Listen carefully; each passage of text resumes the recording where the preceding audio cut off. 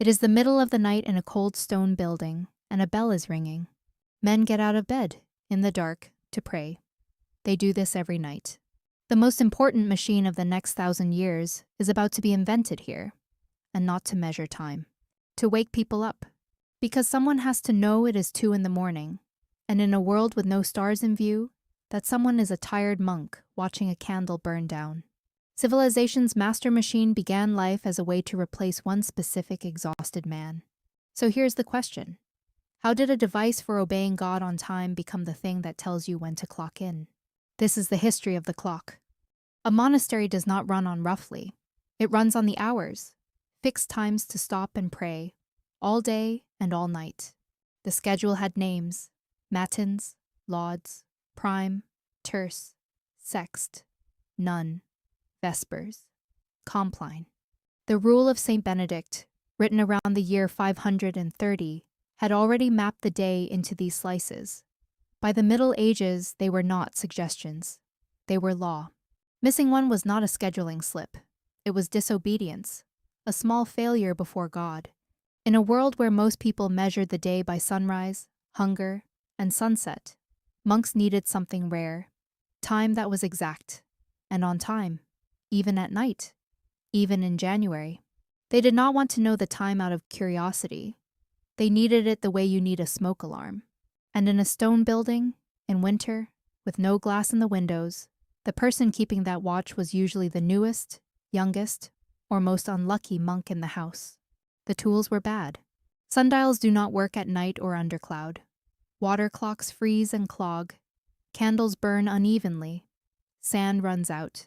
Astrolabes could track stars, but only if you knew the sky, had clear weather, and could do the math in the dark while freezing. Worse, all of them need a human babysitter to watch and ring the bell at the right moment. Time you have to guard by hand is not really kept. It is just worried about. So the real invention everyone wanted was not a better display. It was a machine that could keep the beat and ring the bell itself. And if that machine happened to be built by people who believed that wasting prayer time was a sin, well, necessity has always been the mother of invention. Sometimes the mother wears a robe. Late in the 1200s, in and around the monasteries of Europe, something new appears. The escapement, a weight, a swinging bar, and a mechanism that lets time out in even ticks. For the first time, a machine can hold a steady beat and trip a bell on its own. No babysitter. Notice what it was for. The word clock comes from the word for bell. The earliest clocks had no face and no hands. They did not show the time. They rang it. The oldest surviving one, at Salisbury Cathedral, was built around 1386. It still works. It has no dial. It exists purely to strike the hour. These early clocks were not cheap. A cathedral clock could cost a fortune, paid for by bishops, guilds, and towns that understood the power of owning the bell. The showpieces got ambitious. An abbot named Richard of Wallingford built a clock at St. Albans around 1330 that modeled the sun, the moon, and the stars in iron. Meanwhile, at Wells Cathedral, a slightly younger clock was given something most early clocks never had: a face. It still has the oldest surviving original clock dial in the world. The Cosmos kept perfect time. The abbey roof reportedly did not. Within a century, mechanical clocks were spreading across Europe's church towers, from Italy to England.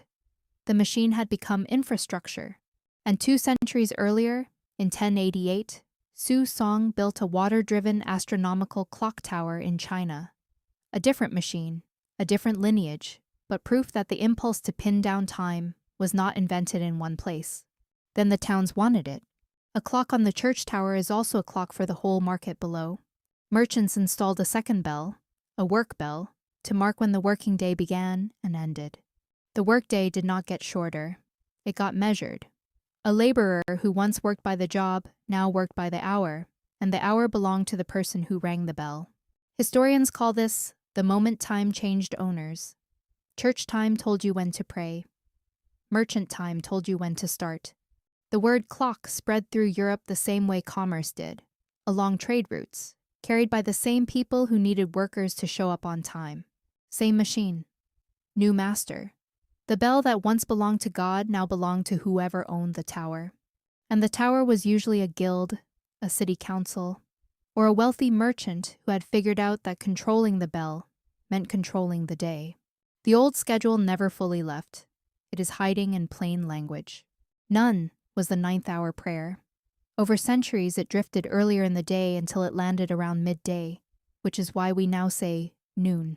And o'clock is just a worn down of the clock, a tiny reminder that the clock was once new enough to need naming.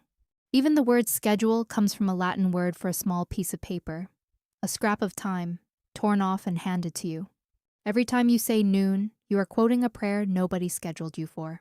The very word hours was the monks' word for their prayers before it was hours for the clock, which is why the day can still sound faintly liturgical, even when it is only timing a factory shift. For a long time, hours were enough. Half past was an estimate, and being late was hard to prove. Then, in 1656, Christian Huygens hung a pendulum on a clock and made it accurate enough that minutes were finally worth counting. Clock faces grew minute hands. For the first time, a meeting could start at 9:30 and mean it. Pocket watches followed. By the 1700s, a gentleman could carry time in his coat, and railway companies soon realized that every town keeping its own local time was a recipe for disaster. In 1883, American railroads divided the continent into 4 standard time zones, not because nature asked for them, but because trains could not crash. Precision sounds harmless. It is not. The moment time gets exact, lateness becomes a fact. Not around mid-morning, but 8:14, and you missed it. The softer world of roughly quietly disappears, and the world that replaced it was one where being 5 minutes late was no longer a quirk. It was a choice you had made, and a choice someone else could punish. The discipline that started in the monastery found a much larger congregation, the factory. Work stopped being a task you finished and became a span of time you were inside. Not work till the field's done, but work till the bell. The time card made it official. Clock in, clock out. Get paid by the hour you are counted present. One historian, E.P. Thompson, described the shift from task time, work till the field is done, to clock time, work till the bell.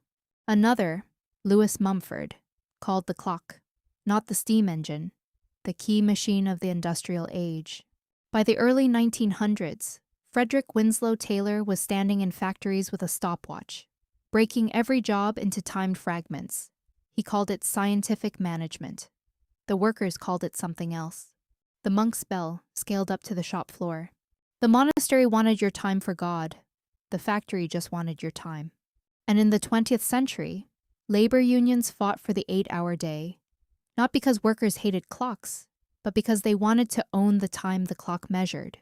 There's a small machine next to most beds whose only job is to wake you, on schedule, for work. It is the monk's wake bell, miniaturized, mass-produced, and pointed at a job instead of a prayer. We kept the machine. We kept the schedule. We just quietly let go of the part about God. The clock did not make us punctual. It made punctuality something that could be enforced.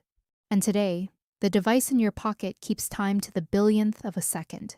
It is the same inheritance, the monk's discipline, the merchant's efficiency, the factory's precision, miniaturized into a rectangle you check 200 times a day. You do not need to believe in God to feel guilty about being late. The machine made sure of that. And tomorrow morning, when your alarm rings, you will reach over and silence it, not because you hate the sound, but because you have agreed to obey it. The monks built it to give their time to God on time. We kept the discipline, kept the bell, and skipped the prayer.